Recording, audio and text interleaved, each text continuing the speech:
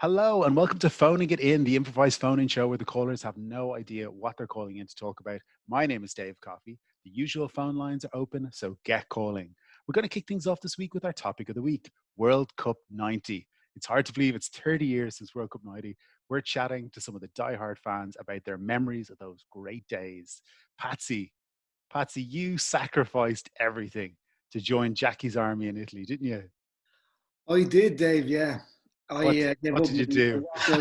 I walked out on my wedding day to hop on the ferry. Ferries went straight to Italy in those days. I don't know what they do now. I haven't travelled in years. I haven't even had a passport in years. But yeah, I just walked out on my wife to be, and our both our families and all of our loved ones. And I hopped on a boat and went over to Italy. And I've lived there ever since, Dave. I love hearing those great stories of people just being really, selfish and just kind of thinking of themselves when it comes to Spontaneous, right celebrating. there. What's that? Spontaneous, Spontaneous. Yeah, yeah, not yeah. selfish. So listen, tell us a little bit about your journey then. I mean, how did you end up staying over there? Well, the boat sank actually, Dave. Right. So I didn't get there initially. The boat sank, and we all found ourselves. Well, the survivors found ourselves stranded on this island in between Italy and Ireland. I don't know if you heard of it. It's just like But a small uninhabited island between Ireland and Italy. sure. Yeah, yeah. And we basically we formed some kind of little society there. You know, you're there for so long that eventually even though you're in the wilderness, you're in barbaric circumstances. Certain rules start to break down, and Yeah. codes of how humans interact together. They kind of go out the window. So, needless to say, there was a few deaths along the way. My mate Brezzi. Not the Brezzi you're thinking of. No, this is a man who died on this island in 1990. No, he for example he went mad very early on, and he declared himself king. And no, we weren't having that. Myself and a few other lads, Joxer, Tony, and Doyler. We ended up clubbing him to death with a rock and smearing our faces with his blood, and we declared ourselves the tribesmen of the island. Great days. Great Yeah. days. And this is like, I'm telling you, three hours into the shipwreck. Yeah, yeah. So you can only And imagine did you where. just get to see the matches then? Or No, I didn't reach Italy till 1998. okay. Yeah, no, I wasn't aware of the year for a while, but once we spent 8 years on that island. Right. So the World Cup was well over at that stage Oh, then. it was, yeah. We were actually in Yeah. the World Cup. What was 98 World Cup? It was Yeah. Japan. Was it Japan? Yeah, yeah. And I ended up to Italy, so it was no good to me. how did you get off the island in the end? We were picked up by a ferry heading to Italy, as they did in the 90s famously, and they rescued us, and we ended up hijacking that ferry and then sailing it to Italy, and we've Even been after there. they'd offered to rescue you, that you felt you needed to hijack it? We didn't understand. We'd forgotten how to speak English at that point, or any language, Oh, so we really? just Okay, you we kind went. of reverted to just sort of Mm. grunts and I'm only back speaking it in the last 6 weeks. It's taken me that long. really. Yeah, it's Well, taken I me. have to say you sound great, Patsy. You've really come a long way if that's the case.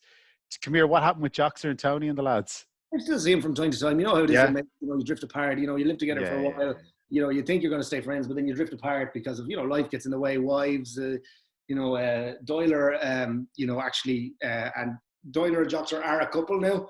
They became a couple about 3 months onto the island, and they've managed to sure. adopt Needs must. some cute little Italian kids, and they live off in the mountains somewhere. And then I myself have met this young one actually, and we're getting on very well, famously Great. now.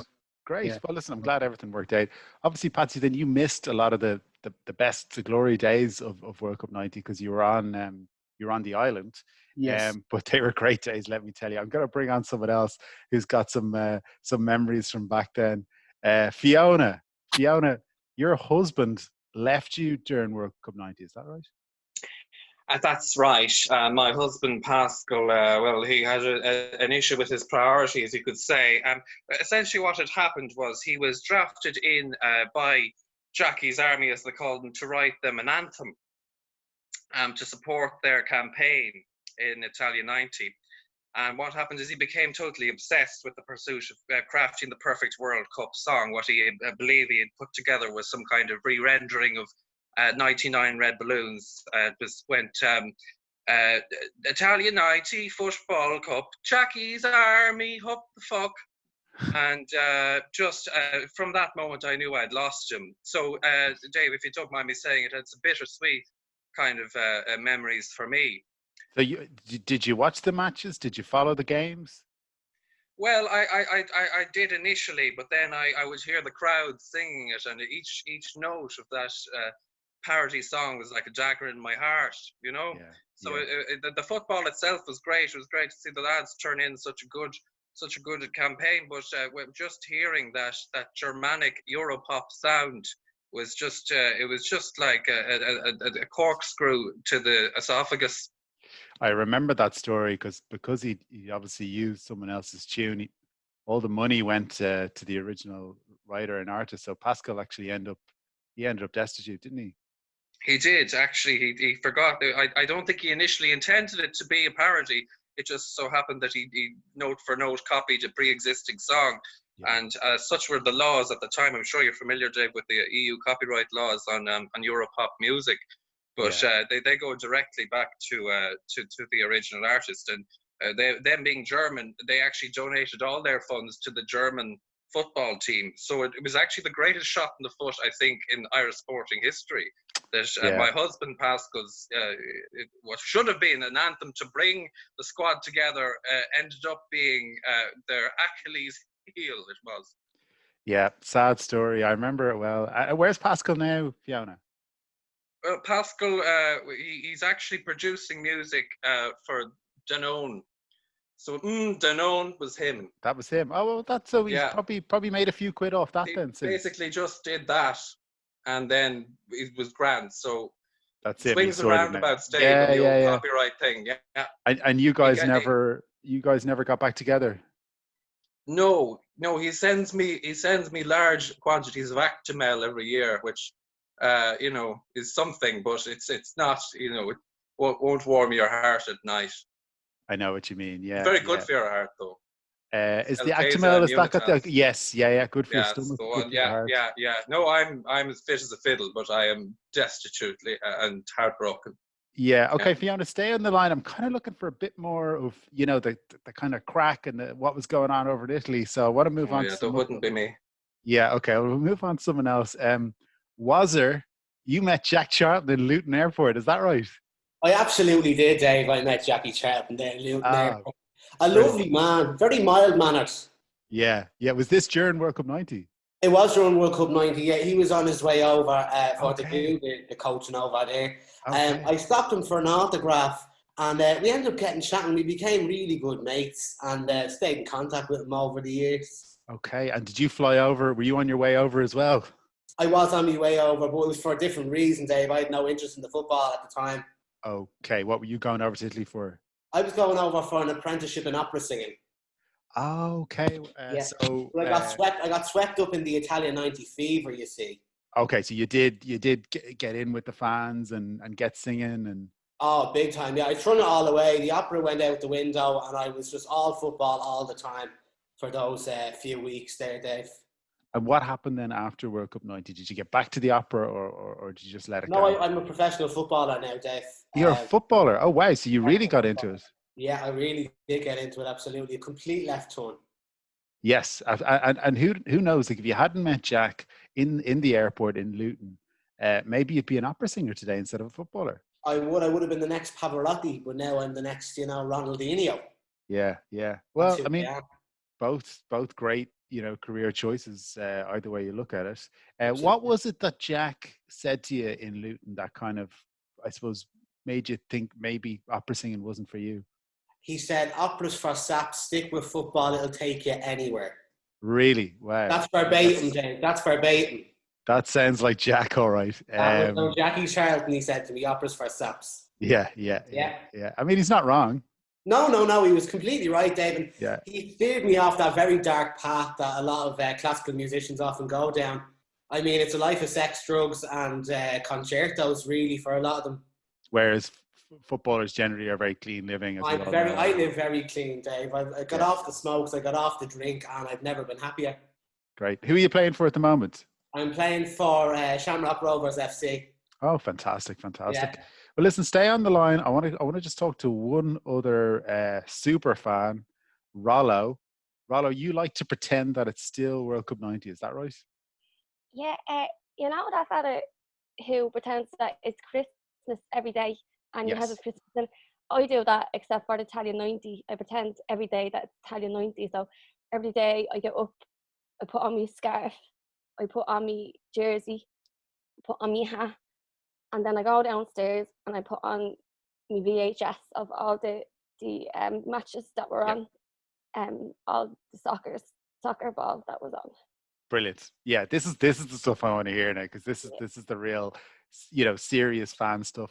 And how's your life been? It must be a joy to just wake up every day and still have that feeling of like it's still World Cup 90. It must be great, is it? Yeah. Well, I lost everything. I've been listening there, and I see a lot of people have lost loved ones, which I obviously have. I isolated myself from my family, my wife, my children.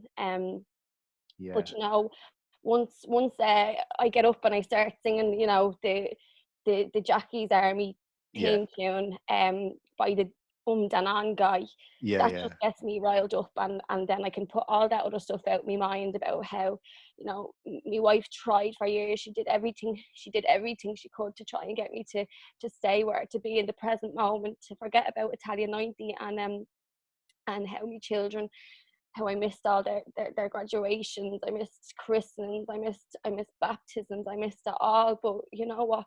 When I get up and I start the chant and the ole, ole, ole, ole, it really brings the joy to my heart that I probably would have got anyway going to the birth of my first grandchild in 2001. I mean, that's the great thing about soccer, isn't it? Like, it takes you away from all the daily humdrum, the stress, the nagging, nagging, the kids, the chatter, and you can just put all that to one side for 90 minutes, or in your case, 30 years, and just have a good time and just enjoy yourself. There's nothing wrong with that, is there? Yeah, this is it, or this is it. And I mean, I might be, very sick now because I haven't cleaned myself. I haven't been taking care of myself.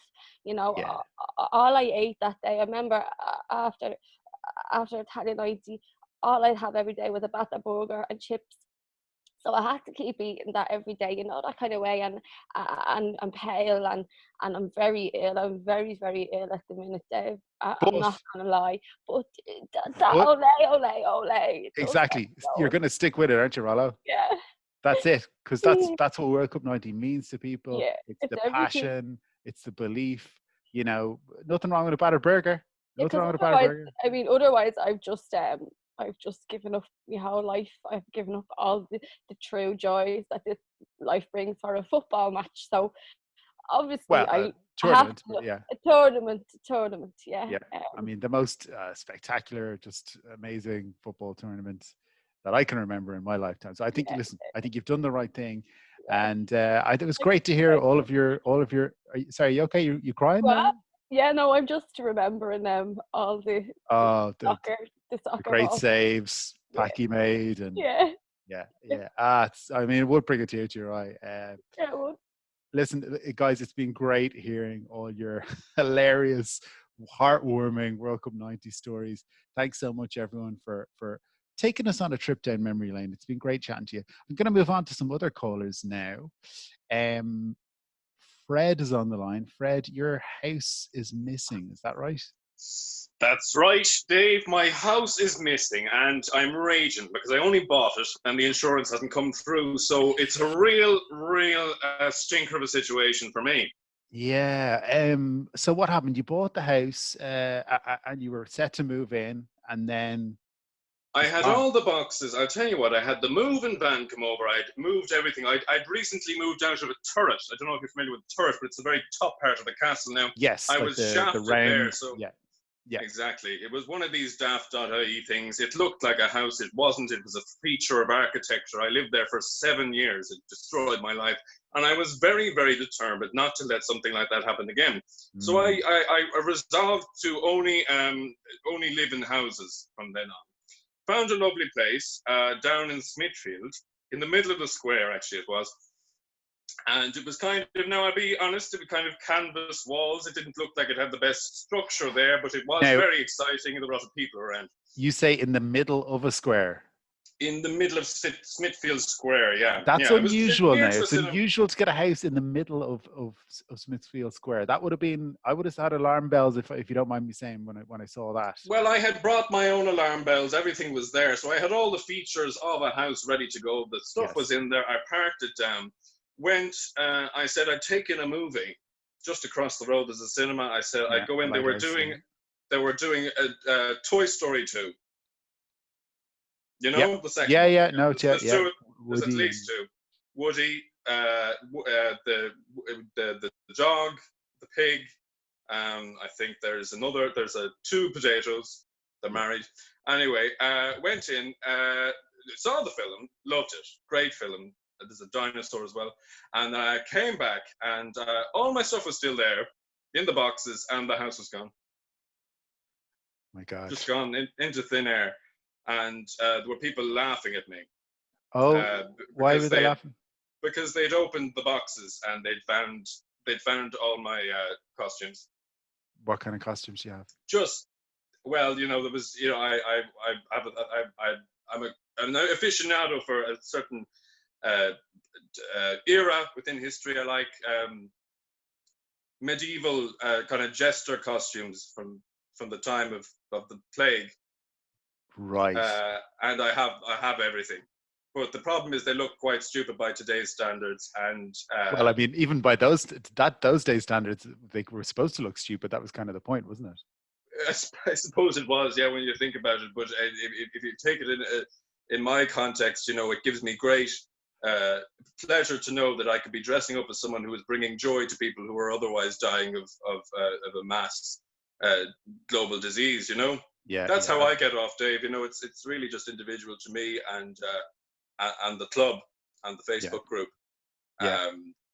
But it was very embarrassing to see the local children dressing up in them. And it's just one of these situations where, like, God, I wish my house was there. And were they saying stuff to you like, where's your house gone? Look at you.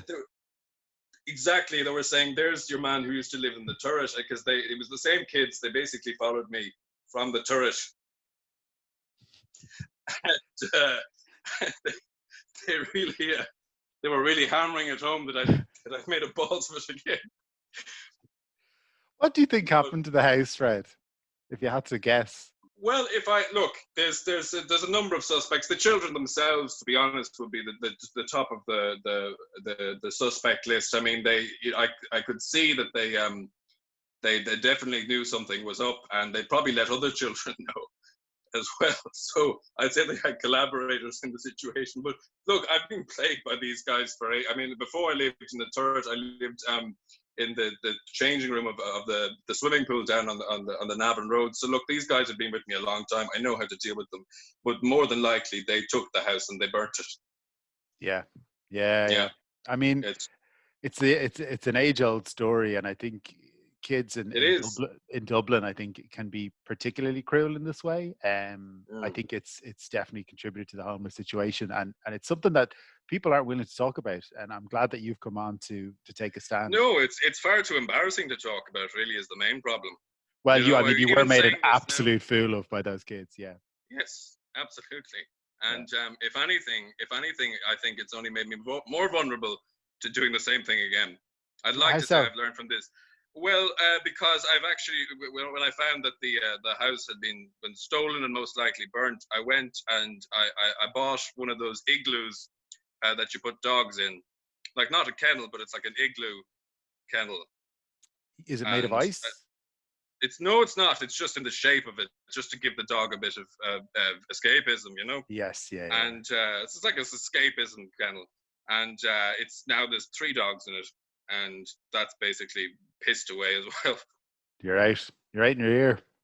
Yeah, I can't. They're very polite. You know, I wouldn't mind, but they're very polite dogs, and to be fair, it's purpose built for their species.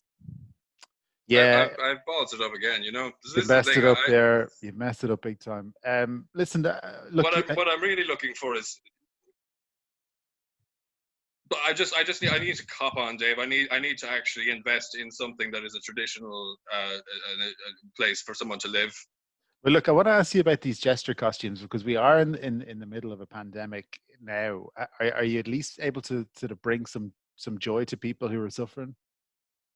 Yes, well, the problem with the jester costumes is you need a lot of historical context for them to make any sense. Otherwise, they're just totally ridiculous. But there is a way of kind of fusing the two worlds. So sometimes what I do is I'll dress up in the jester costume, and I'll do some jokes from the likes of Little Britain and kind of modern things, and that generally doesn't go down any better than they would alone. So it's not as much of a growth industry as you would think. I've tried renting them for hen parties and stuff like that, but it's just a liability because the children follow me there as well. And they're making a fool of you in front of the hens. In front of all the women. Yeah. Which is just the last thing I need, as you know, as someone very poor judgment. Listen, Fred, I mean, you're your own worst enemy. I gotta say, I'd wish you good luck, but I don't think you'd know what to do with it. No, I'm at the end of my tether, Dave. Really, what I'm mainly on talking to you today, hope casting the net out if there's anybody that could basically house me and take all autonomy away from my decisions, because I've done nothing but shoot myself in the foot since the late 90s. Yeah, well, look, we can't really offer that through this show because I just don't think it would be right for people to reach out and help you in that way. I don't want to be a party to that because I feel like you could just bring misfortune on someone else, to be honest. That's cold, but it's entirely fair. Yeah. Well, look, listen, thanks so much for calling in. It was interesting, if nothing else, to talk to you, Fred. Thanks so much. It was certainly nothing else, yes. Yeah, nothing else. I want to move on to another call from Róisín. Róisín, you're bitterly disappointed in your son's behaviour. Is that right? That's right, yeah. What's he done, Róisín? Well, basically, he's started, I've signed him up for these classes. Basically, because of this whole pandemic that's happening, we've had to find alternative ways of sports and that kind of thing. So I've signed him up for a new sport, which is basically, it's like basketball, but it's done in hot air balloons. Mm-hmm. So I've signed him up for this. Cost me an arm and a leg, absolute fortune. And he's absolutely shite at it. Sorry, he's very, very bad at it. Yeah, no, I hear you. I mean, hot air balloons are notoriously expensive. Yeah, so. I mean, it's 600 quid just to get the thing off the ground. That doesn't include the uniforms. There's only 3 other players, so the teams are very limited. But I'm bloody, I'm bleeding money, and he's just really bad at it. I'm spending all my money on these basketballs, these specialized basketballs, but they just keep falling off the balloon, and then who knows where they are? I don't know if they're in Rathmines or further on, because the balls bounce and I don't know where they go. So he's really, really let me down on this. Yeah, I mean, there also has been, I don't know if you're aware of this, but there has been a number of fatalities from basketballs falling. Sorry, unrelated. There's no, sorry. Well, I don't know. Sorry, no, there's absolutely no evidence that they are linked, Dave. There's basketballs falling out of the sky. I mean, you have to think that there's no correlation. I'm sorry. I'm sick of this bloody woke generation going on about the bloody people trying to play basketball, and one bloody basketball killed somebody, and well, 2 people are in hospital with head injuries. There was 2 serious head injuries. One of them's not looking good. One of them's in a coma. Show me the evidence. And well, I mean, unfortunately, obviously, a lot of basketballs do look the same, and they're similar makes and stuff. So it is impossible to prove that it's Just the be same. normal basketball that's, fallen out of AstroTurf Park or wherever they play the normal. What, like just bounced really high? They're very bouncy, Yeah, they're not that bouncy though. Come on. I don't know. Look, your son may or may not be responsible for a death, a death, let's say an accidental death, and 2 other people in critical injury. Excuse me. Shia Khan is not responsible for these deaths, okay? He is not responsible for these deaths. He isn't, in the sense that you seem to have pushed him into this sport that he's no good at. He probably didn't want to play in the first place. So if anyone's responsible, Róisín, frankly, it's you. Well, listen, I've had to move house 2 or 3 times now because, the guards are after me. They want to question me about this. Yeah, well, I can understand that. It's absolutely not fair. And now Shia Khan doesn't want to go to his training, And I'm driving 2 hours because we've had to move to the countryside. I won't say where. But I'm driving 2 hours to go to these bloody classes, and he keeps dropping the ball. And you I disappointed him. Insist on keeping it going? Well, I mean, he can't play regular soccer yet. He's not very good at it anyway. What do you mean yet? Well, I mean, they haven't opened back the soccer. Oh, yes. Sorry. Yeah. I thought you might have meant that he was too young to play soccer. No, he's 3.5. Come on. I mean, Jesus. He's 3.5, and you're putting up in a hot air balloon with basketballs, expecting him to be able to play. I mean, this is. They're small baskets, so we can see above them. They're not now. I'm not talking about not regular size hot air balloons. These are for kids. They're for. I know. Look, I know the sport. I'm not an idiot. I'm saying 3.5 is too young for this, weakling child of yours who clearly has no sporting ability. Listen, we've all heard of Robert McGinty, who is the top hot air balloon basketball player in the world. And he said he started his mother at 2.5, when he was 2.5 years old, started him in the hot air balloon. Yeah, the fact is, some people are prodigies and they're born to play a sport. And if you don't mind me saying, Shia Khan is a menace, and he should probably never hold a pair of balls in his hand ever again. Okay, well, first of all, Shia Khan. Khan, sorry. And second of all, my boy will hold balls for as long as I make him, okay? Listen, Róisín, I'm sick of this woke culture. I'm sorry, I'm sick of it. Yeah, well, look, I'm not able to go into a hot air balloon on their own at 3.5 years old. I'm not happy about keeping you on the air because, frankly, I think you're a menace, and I think you're responsible for at least 1 death and possibly more. Let's just agree to disagree on that. We'll have to leave it there. Thanks very much for calling in. Before I move on to my special guest, I want to remind you that this show is supported by you, the listeners, via our Patreon account, patreon.com/phoning it in show, where you can watch the episodes in video format and enjoy a bunch of other exclusive content. Thank you. I'm joined on the line by my special guest, head of the Small Agricultural Businesses Federation, Podge Molloy. Podge, welcome to the show. Podge, when we say small agricultural businesses, what kind of things are we talking about? We'll talk about like farms or like, places that sell agricultural equipment or, feeds, that kind of thing. Weirdly, through some bizarre, I don't know what you call it now, but technically off licenses fall under that. It's something to do with grain and alcohol. So that's involved there. And that kind of thing, really.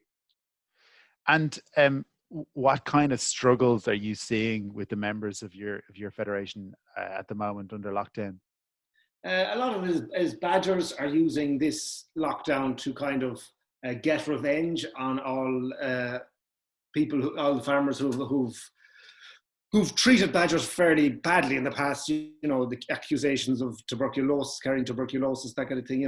Mass murder of the badger species. So they've actually started to attack homesteads of people, some people who I know, and it's kind of like almost like a Jurassic Park situation, but with badgers. I don't really get the analogy with Jurassic Park. Just that they're Badgers are eating humans the way that the raptors or Okay. the So little I was under the impression that possibly the Badgers TB rumors was, not true. That it was it's not, Dave. No. Yeah. No, it's not. It's a load of shite.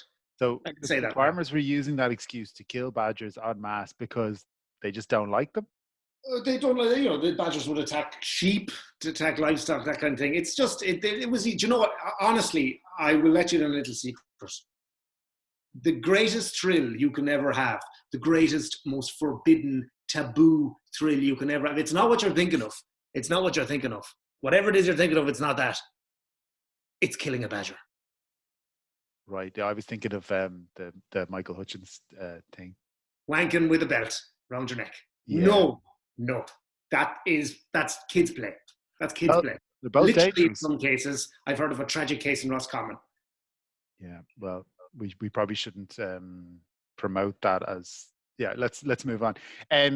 So if you ever want to have an orgasm that lasts longer than the director's cut of Ridley Scott's Kingdom of Heaven, strangle a badger with your bare hands. Right. So you've done this yourself. Yes. And what's the? I'm an old man, Dave. Let's just say it was the theatrical version of Kingdom of Heaven was as long as my last run. Not as spry as I used to be. Yes, yeah, of course. But what things have turned now? The Badgers, what they've organised? How have they struck back? They've attacked. They've basically laid siege to a lot of homes and taken. Say if a child goes wandering a little bit further than it should outside, the badgers will take the child and eat the child. Some badgers have gotten into homes and eaten the entire families. And there's been certain cases, all right, where we're starting to see that maybe due to evidence on the scenes of these attacks that maybe that killing humans is also the greatest taboo that a badger could have, because there's badger cum everywhere. Really? Yes. Wow. Yeah, I mean the tables have turned. How do you think they've literally they keep knocking tables over as well? It's a disaster. Yeah. How do you think they've managed to get organized? Because we don't really associate badgers with being intelligent and well organized like this. I think it just, they got, when you kind of get the taste for something and then you let all your friends know. So, when you see a really good show on Netflix or Amazon Prime or one of those, you're like, geez, I need to tell everyone how great this is. And you tell everyone, and next thing, everyone's watching it. I see what you're saying. So what probably happened is one badger came across one lone child, ate it or took a bite or whatever, and then that was it. Taste of blood, and word spread through the badger kingdom. And then obviously while we're on lockdown, that was their perfect opportunity to sort of to regroup. Like shooting fish in a barrel. Yeah, tragic stuff. Well, listen, I'm glad we've got you on the show so we can let people know, get the word out. I'm in my panic room, if you can believe it. Oh well, yeah. I mean, I don't blame you. My house has been overridden with badgers. Really, they're trying to get in right now. Mm-hmm. My God.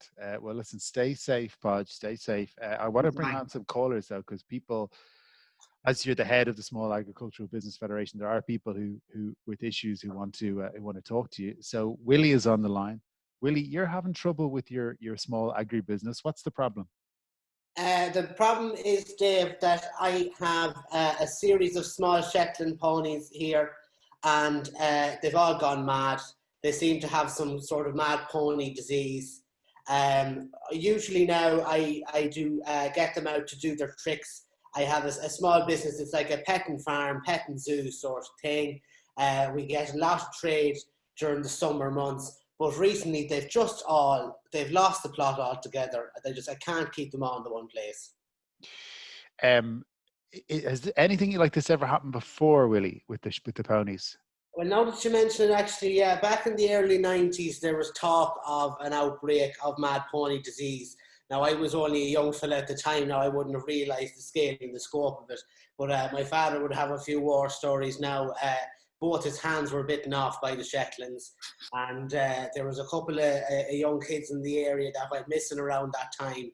That nowadays, we probably think it was something to do with the Shetland ponies, Yeah. Did they ever find any trace of those kids? No, there was absolutely no trace. They're still on the missing persons list. And as far as we know, the Shetlands are still at large. Yeah, yeah. Do you think this is linked to COVID-19 somehow? Yeah, well, now that you mention it again, Dave, I think possibly it could be. Everybody has been struggling with the lockdown with their mental health and missing out on their usual social interactions and all that. And I know myself, I've been going mad, so it would stand to reason there that the old ponies would be going mad as well. Yeah, yeah. Have you done anything violent yourself, Willie? No, I'm a very mild-mannered man now, Dave. I tend to kind of try and keep the cool as much as possible. I don't like to be losing the head. It doesn't serve anybody to be doing that. Yeah, yeah. Listen, Podge, have you got any insight into this? Do you know why the Shetland ponies might be getting aggressive, getting unruly? Again, Dave, it's a question of, you know yourself, when you're cooped up in one place, say a field for too long, you want to test the water. You want to see what you get away with, and that's all that's happening here. They're not really, there's no such thing as really necessarily a mad pony disease. All it is they're feeling a bit cooped up, a bit hemmed in. They want to roam free, and if that means they're going to, eat a child or two, they're going to do that. It's its own thing, and the best thing you can do is just wait it out. Well, it's funny, Willie mentioned the early 90s as the last time this happened. And obviously, we were just talking earlier in the show, it's 30 years since World Cup 90. And during that time, a lot of farmers did neglect their animals, their livestock, because they were so focused on watching Jackie's Army. It's possible that back then, much like now, the Shetland ponies were stuck in a field. They'd no kids, they'd no attention, and that's what drove them mad. It's possible. It's possible. I mean, I would acquaint that with also the rise in gang crime in Ireland. It was because of Italia 90. The rise in paedophiles was because of Italia. Basically, every ill that has afflicted this country since 1990, arguably before 1990, is because of Italia 90. I believe that it's a curse on this country, a blight on this country, and we have never been the same since. I'd be inclined to agree with you there now, Podge. I'd be of the same mind there about Italia 90. It was a disgrace, Dave, yeah. Well, I can kind of understand the drugs thing, because obviously at that time everyone partied like, it was the end of the world, and then it's hard to come back from that when you've hit those highs. You want to keep it going. You don't want to be the loser who's going home first. Yes, yeah. But I don't really get the pedophiles connection. Who said anything about pedophiles? You did there just a minute ago, Podge. You said one of the issues that came from Italia 90 was the increase of pedophiles. Oh, that doesn't sound right. No, it doesn't. That's why I guess that's why I asked. Okay, stay on the phone, Willie. Going to bring on some other callers. Ruth sells seashells by the seashore. Ruth, you say that Podge's organization won't recognize you. That's right, yeah. Basically, the thing is, I've been trying for ages to get that badger come that he was talking about. Mm-hmm. And so my business, I sell seashells by the seashore. And so what I do is I get these seashells and I decorate them with different kinds of jewels and that. Yeah. And I found in that climate of the sand and the sea and the wind, the only thing that works, none of the glues work, none of the adhesives, is this badger comb. Yeah. I won't tell you how I found out, but I've been trying out for a few years to try and somehow come to an arrangement with Podge, about how I could perhaps purchase this from him. And, I think we both stand to make a bit of money from him, but he's just not budging on it, Dave. And I just I thought the only way now to try and get it off, and my last resort was to go public with this and see if, because the individual farmers are all they all respect Podge a lot, so they're saying I need to go through him, Yeah. So, Podge, you have a surplus of badger semen. I've badger coming out of my arse, Dave. Not literally, I hope. No. So why won't you sell some to Ruth? She just wants to sell her seashells by the seashore. What's a seashell, Dave? What is it? Do you mean literally now? Or Literally, what is a seashell? I'm not sure because I You milk actually it. haven't looked into science of it. Exactly. My guess Can you is, milk a seashell? excuse me? Can you milk it? Can you milk a seashell? I've always thought they were dolphin shoes, if I'm being completely honest. I don't know. So I've just been picking them up and I've been looking at the science. Well, I haven't, but I've been meaning to look up the science of it. So I don't know. So that's why I'm wondering about the glue. And did you do it badgers because only the badger come walks? Is it badger shite? I don't know. I'm not a scientist. I am an entrepreneur. Can you tell me? I don't know what they are. All I know is you can't milk them, you can't shear them. You shouldn't probably eat them. They don't fall under my remit. They don't grow on the ground. We could both Don't stand follow to make my a lot of remit. money They here. grow in the sea, though. They grow. Well, they've no roots. So I do that. There are no roots. Very good point. Hmm. I do not have any jurisdiction on the ocean, Dave. Yeah, but look, all she's looking for is for you to sell her. But the sand is the farm of the sea. No, there's no ocean organizations out there. Yeah. No, Water is the soil of the sea. I suppose that again, this is outside of my jurisdiction. Would you ask, for example, Mario Batelli to make a sweet and sour chicken? It's two different. It's I don't know who that is. A chef, Dave. It's a chef, and it's a different dish. Would I ask him to make what? Sweet and sour chicken. Why wouldn't he make it? Maybe he would, but my point is, it's not his area to make. He doesn't make Asian food. But he might. You just said it yourself. And so would the Asians have access to? Is that what you're telling me? Is the Asians badgers in would Asia have access to come? Well, look, hang on a second, guys, because there is someone who might be able to help you out. Finbar Daly from the Small to Medium Rural Companies Union is on the line. Oh, how's it going, Dave? You have a bone to pick with Podge. Is that right, Finbar? I certainly do, because what's not being made clear to the fine people on your show here is that Podge had quite an interest in illegally trafficking the badger cum, and we've had a serious problem with that being done illegally and exporting large quantities of badger cum across Europe. So this kind of facade that he's putting on, this kind of ignorant kind of persona, is a total veneer for what he is, which is an absolute poacher, a poacher of badger cum, and they've every right to be angry with him. Podge, what do you say to that? I mean, yes, I am doing everything that he's accusing me of, but I didn't realise it was illegal. Well, come on. I mean, do you expect us to believe that? You're the head of the Small Agricultural Businesses Federation. If you don't know, who is going to know?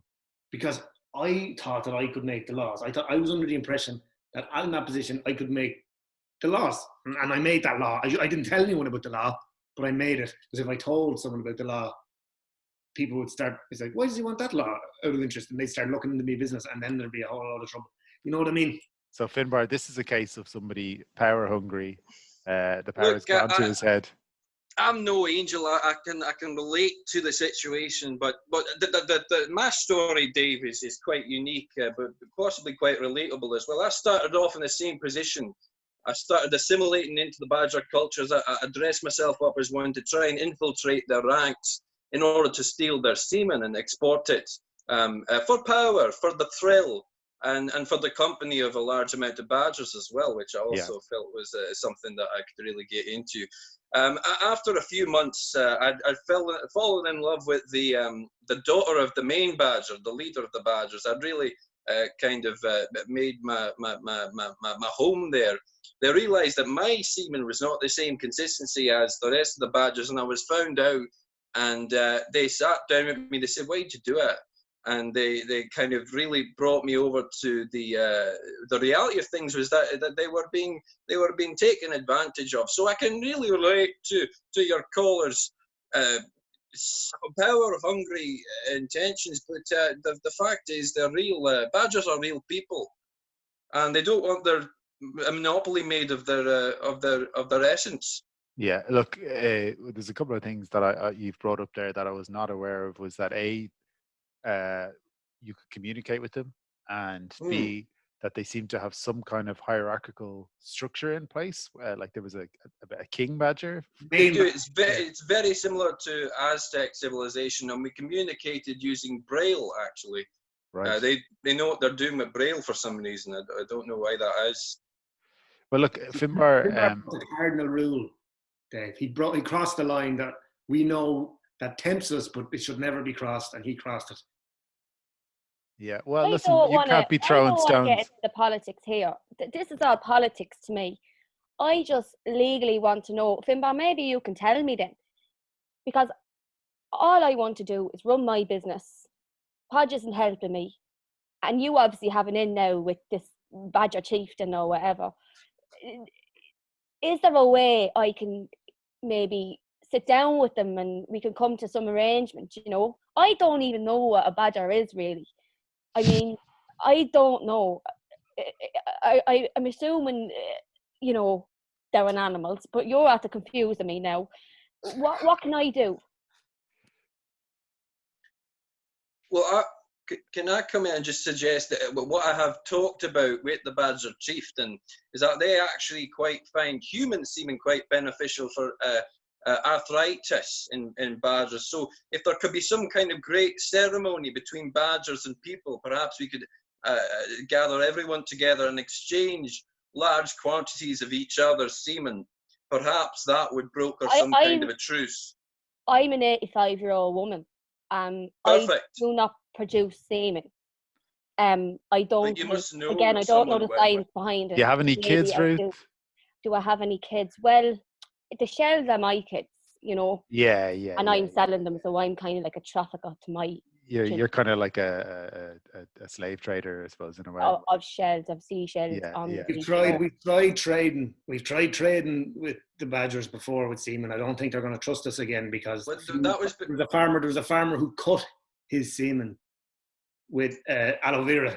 So he was trying to get more than his money's worth, basically.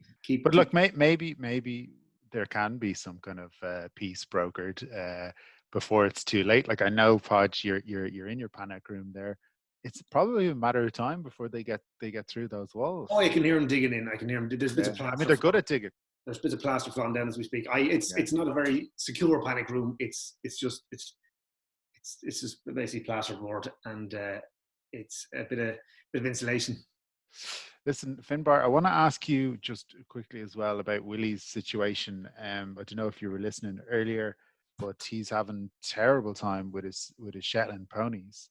You seem to be, if you don't mind me saying, a bit more clued in than Podge. Is there anything that Willie can do to settle the ponies down? Absolutely. Well, Shetland pony misdemeanor is surprisingly common. What you've got to do with them is you've got to take them real close, and you just have to speak very comforting words in each one of their ears. Shetland ponies have cripplingly self-deprecating views about themselves, so that's why they're acting out. And that's probably what makes them great performers as well, as they're desperately reaching for some kind of validation, which I'm sure Willie will confirm, that you can see the desperation in their eyes. And that's why you put the little kids on them to ride around as well, because it fulfills some kind of maternalistic desire that, of course, will never be meaningful in a real sense. Yep. Am I right, Willie? Well, at this stage now, I'm just sick of plamassing them. I'm sick of trying to boost up their egos. They know well that they're employed and they have the work. They don't need to be proving anything to anyone. I can't be going around saying, oh, you're great, you don't need to be any taller, oh, you're as good as a regular horse and all the rest of it.